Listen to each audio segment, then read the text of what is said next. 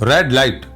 विशाल Khanna London में computer तैयार करने वाली सबसे बड़ी कंपनी इलेक्ट्रॉनिक इंटरनेशनल का चीफ इंजीनियर था। एक शाम वह कंपनी के हेडक्वार्टर से निकलकर अपनी कार की ओर बढ़ा, लेकिन भीतर बैठते ही सिर पर पड़ी तीव्र चोट ने उसके होश छीन लिए थे।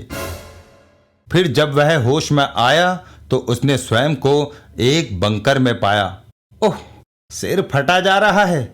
इसी पल उसकी नजर एक कोने में मौजूद बैटरी से जलने वाले लाइट व एक चौकोर बॉक्स पर पड़ी। मैं कहाँ हूं और वह बॉक्स कैसा है? बॉक्स की बनावट काफी अजीब थी और उसमें लगे बटनों पर 0 से 10 तक के नंबर अंकित थे। क्या चीज हो सकती है ये? और इस पर ये स्विच कैसे हैं? फिर विशाल की नजर दीवार में लटके फोन पर गई। ओह, फोन है, मगर इसमें डायल नहीं है। उस फोन की घंटी बजी थी। विशाल ने जल्दी से रिसीवर उठा लिया। दूसरी ओर से एक भारी स्वर सुनाई दिया था। मिस्टर विशाल। यस, मैं विशाल हूं, लेकिन तुम? फालतू बात मत करो और कान खोलकर मेरी बात सुनो। तुमने कमरे में रखा वो बॉक्स देख ही लिया होगा। उससे दूर ही रहना, क्योंकि वह एक टाइम बम है और कल रात ठीक 12 बजे फट जाएगा। बम? हाँ, तुमने बॉक्स से छेड़छाड़ की तो बम समय से पहले ही फट जाएगा। दूसरी खतरनाक चीज उस कमरे का दरवाजा है। उसमें भी डायनामाइट लगा हुआ है। भीतर या बाहर से उसे जबरदस्ती खोलने का प्रयास किया गया तो एक धमाका होगा और... विशाल घबराकर चिल्ला उठा था। ये सब क्या है? कौन हो तुम? बस यही समझ लो कि मैंने तुम्हारा अपहरण किया है ताकि तुम्हारी फर्म से तुम्हारी रिहाई के बदले 1 लाख पाउंड वसूल कर सकूं। 1 लाख पाउंड? तुम मूर्ख हो। भला कंपनी मेरे लिए इतनी बड़ी रकम क्यों देगी? जरूर देगी, क्योंकि तुम उसके चीफ इंजीनियर हो। उन्हें तुम्हारी जरूरत है। तुम ही उनके लिए कंप्यूटर के नए मॉडल तैयार करते हो ना। इतना कहकर दूसरी ओर से फोन बंद कर दिया गया था।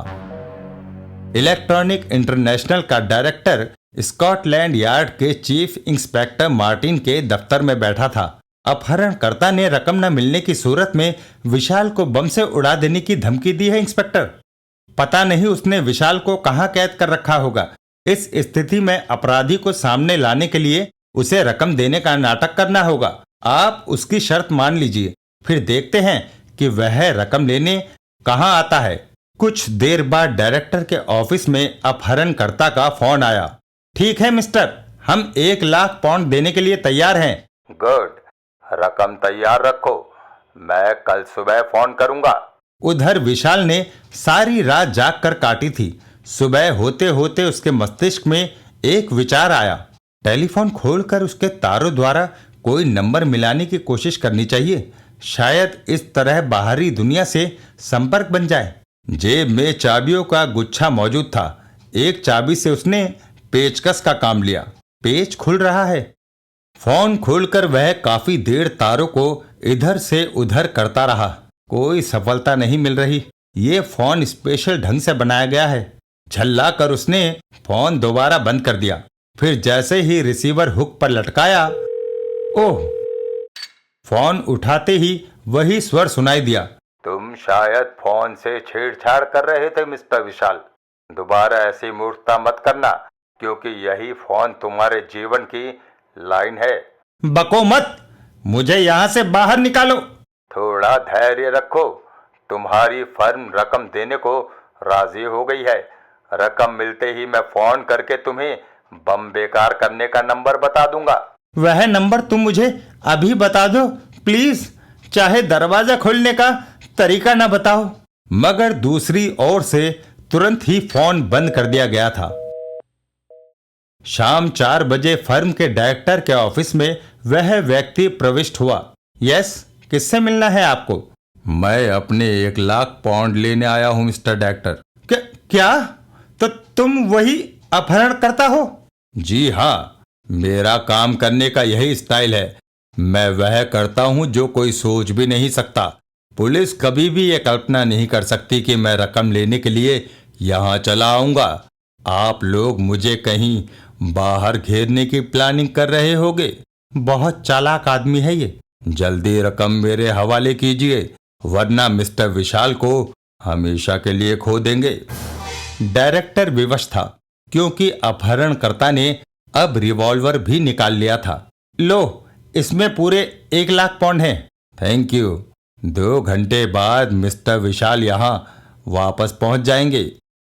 फिर उसने रिवॉल्वर की नाल डायरेक्टर के चेहरे की ओर उठाकर ट्रिगर दबा दिया। क्या कर रहे हो? अब यह किसी को मेरे पीछे भेज नहीं सकेगा। लेकिन अपहरणकर्ता मात खा चुका था।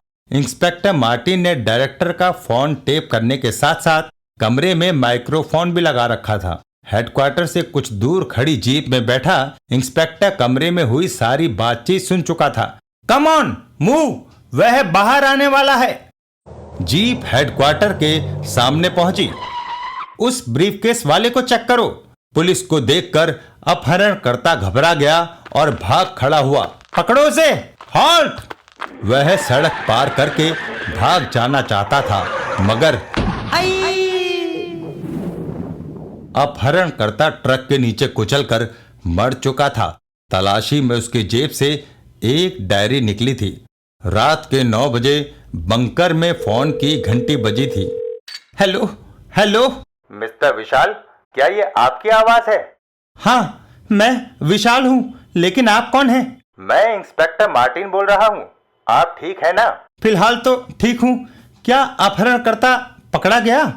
आप मुझे मुक्त कराने आ रहे हैं ना? हम आपको जल्दी ही मुक्त करा लेंगे। अपहरणकर्ता मारा जा चुका है।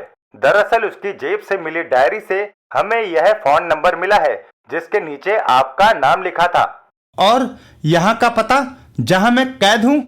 सॉरी, पता नहीं मिला, लेकिन हम टेलीफोन एक्सचेंज के द्वारा इस नंबर के फोन का एड्रेस पता करने का प्रयास कर रहे हैं। तो जल्दी कीजिए, मेरे सामने एक टाइम बम रखा है जो ठीक 12 बजे फट जाएगा। धैर्य रखिए, हम जल्दी ही कुछ करेंगे।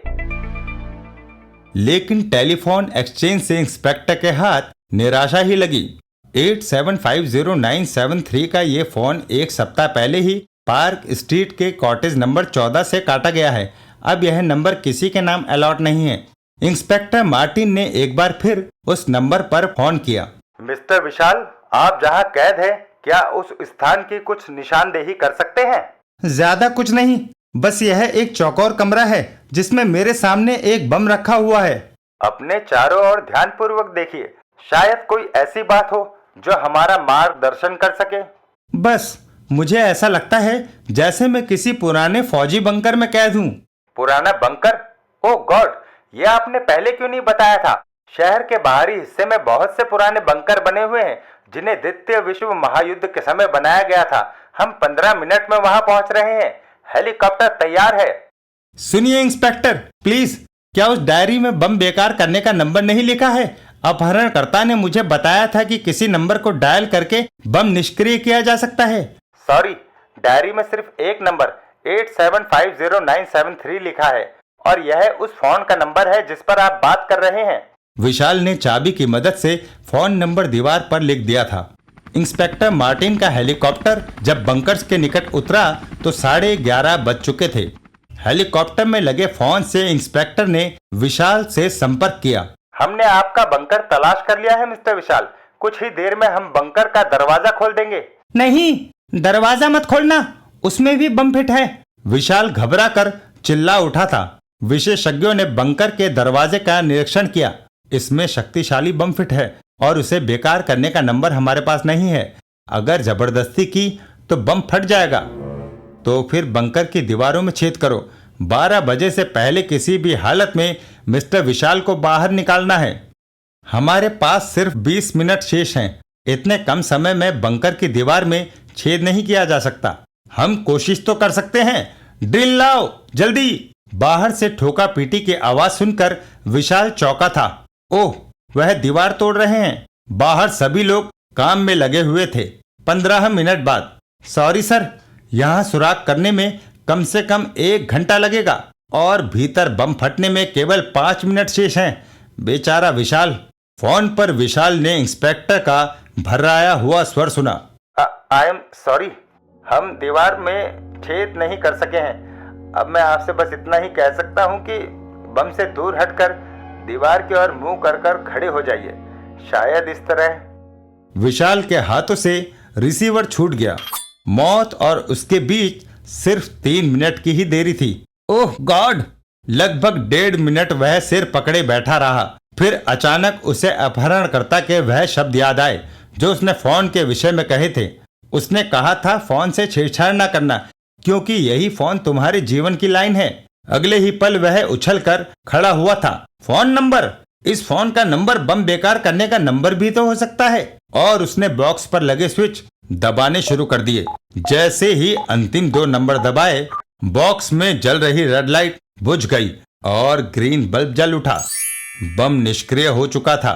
खुशी के कारण विशाल के मुंह से चीख निकल गई, यस! और वह धमनियों में दौड़ रहे रक्त में मची जबरदस्त हलचल के कारण बेहोश होकर लुढ़क गया। 1 घंटे बाद पुलिस दीवार में छेद बनाकर भीतर घुसी। थैंक गॉड, ये बच गया। फिर विशाल को अस्पताल में होश आया था। नई जिंदगी मुबारक हो माइसन।